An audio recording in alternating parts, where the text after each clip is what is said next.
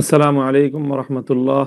আলহামদুলিল্লাহ রবিল আলমিন ওসলাত ওয়াসালাম আলা সৈয়দুল মুরসালিন ওয়ালা আলিহি ওয়া আসহাবিহি আজমাইন ওয়া বা'দ। আউযু বিল্লাহি মিনাশ শাইতানির রাজীম। বিসমিল্লাহির রহমানির রহিম। শাহরু রমাদান আল্লাযী উনজিলা ফীহিল কুরআন হুদাল লিন-নাস ওয়া বায়্যিনাতিম মিনাল হুদা ওয়াল ফুরকান ফামান শাহিদা মিনকুমুশ শাহরা ফালইয়াসুম। সাদাকাল্লাহুল আযীম। সম্মানিত দর্শক ও শ্রোতা মণ্ডলী, দেশ ও প্রবাস থেকে যারা আমাদের সাথে যুক্ত আছেন, সকলকে পবিত্র রমাদানুল মুবারক উপলক্ষে আন্তরিক শুভেচ্ছা এবং অভিনন্দন জানাচ্ছি। রমাদানুল মুবারকের এই মহিমান্বিত পবিত্র মাস আমাদের সকলের জন্য বরকতময় হোক। আল্লাহ রাব্বুল আলামিন এ মাসের সকল বারাকাত এবং সকল খায়ের আমাদের সকলকে নসিব করুন। আমাদের প্রত্যেকের উচিত হবে, আমাদের করণীয় হবে, আমরা এই রমজানের কল্যাণ যতটা বেশি পারি অর্জন করার চেষ্টা করব। ব্যক্তিগতভাবে নিজেরা সিয়াম সাধনার পাশাপাশি পবিত্র কোরআনে কারীমের সাথে বেশি বেশি সম্পর্ক তৈরি করা, কোরআন তেলাওয়াত করা এবং কোরআনের অর্থ জানা, কোরআন পড়াশোনা করা ইত্যাদির মাধ্যমে আমরা রমজানুল মুবারককে মহিমান্বিত করতে পারি। রমজানে অন্য সময়ের তুলনায় একটু বেশি ইবাদত করার প্রতি মনোনিবেশ করা উচিত, কারণ রমজান এটি পবিত্র ইবাদতের মাস। রমজানের সময়গুলো অতীব মূল্যবান, অতীব গুরুত্বপূর্ণ।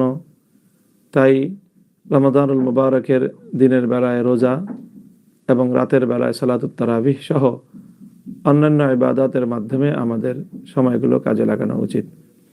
রমজানের দিনের বেলার রোজা এবং রাতের বেলার কোরআন মুমিনের জন্য আল্লাহর দরবারে সুপারিশ করবে এবং আল্লাহ পাক রব্বুল আলামিন মুমিন বান্দার জন্য দিনের বেলার রোজা, সিয়াম এবং রাতের বেলার কোরআনের সুপারিশকে আল্লাহ কবুল করবেন।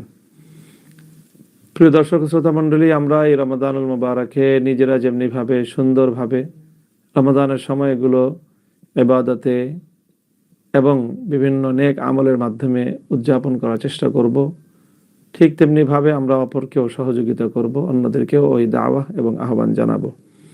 সেই সাথে আমাদের আশেপাশে যে সকল মানুষরা আছে যারা দরিদ্র, অভাবে ক্লিষ্টে যাদের জীবন কাটে, তাদের প্রতিও আমরা দায়িত্বশীল হওয়ার চেষ্টা করব, কারণ এটি রমজান এমন একটি মাস, সহমর্মিতার মাস, শাহরুল মুআসাত। কাজে আমরা অন্যদের প্রতি সহমর্মিতা করব। অন্যদের প্রতি সহমর্মিতার মধ্যে প্রথমত হলো আমাদের যে সকল অধীনস্থ বিভিন্ন কর্মচারী এবং যারা বিভিন্ন কাজে কর্মে শ্রমিক হিসেবে নিয়োজিত থাকে, রমাদান উপলক্ষে তাদের কাজের বোঝা লাঘব করার চেষ্টা করব। সেটা করতে না পারলেও অন্তত তাদেরকে অতিরিক্ত কিছু পারিশ্রমিক দেওয়ার মধ্য দিয়ে তাদেরকে আমরা সন্তুষ্ট করার এবং তাদের মনের মধ্যে একটা অতিরিক্ত উৎসাহ সৃষ্টি করার চেষ্টা করব, যাতে কাজের বোঝাটা এমনিতেই তাদের কাছে হালকা এবং লাঘব হয়ে যায়। সেই সাথে আমরা আমাদের পাড়া প্রতিবেশী যে সকল অভাবী মানুষ রয়েছে, দরিদ্র মানুষ রয়েছে, রমাদানুল মুবারক উপলক্ষে তারা যেন অন্তত একটু ভালো থাকতে পারে, একটু ভালো পড়তে পারে, একটু ভালো খেতে পারে, সে বিষয়েও আমাদের মনোযোগী হওয়া উচিত। আরেকজন ব্যক্তির ইফতারে সহযোগিতা করা অনেক বড় একটি পুণ্যের কাজ। হাদিসে রাসূল সাল্লাল্লাহু আলাইহি ওয়াসাল্লাম ইরশাদ করেছেন, যে ব্যক্তি রমাদানুল মুবারকে অন্য কোনো ব্যক্তিকে ইফতার করাবে, সে তার রোজাদারের সমপরিমাণ সওয়াব লাভ করবে। যেটা যত সামান্য সামর্থ্যের আলোকে যত সামান্যই হোক না কেন, আল্লাহ পাক রব্বুল আলামিন পবিত্র এই রমাদানুল মুবারককে আমাদের জন্য কল্যাণ, মঙ্গল এবং খায়রের বার্তাবাহী হিসেবে গ্রহণ করুন। আমাদের জীবনে এই রমজান পবিত্রতা এবং শুদ্ধতা নিয়ে আসুক। আমরা যেন রমাদানুল মুবারকে আমাদের অতীতের সকল পাপ পঙ্কিলতা থেকে মুক্ত হয়ে তওবার মাধ্যমে একটি পবিত্র জীবন ধারণ করতে পারি। আল্লাহ আমাদেরকে সে তৌফিক দান করুন।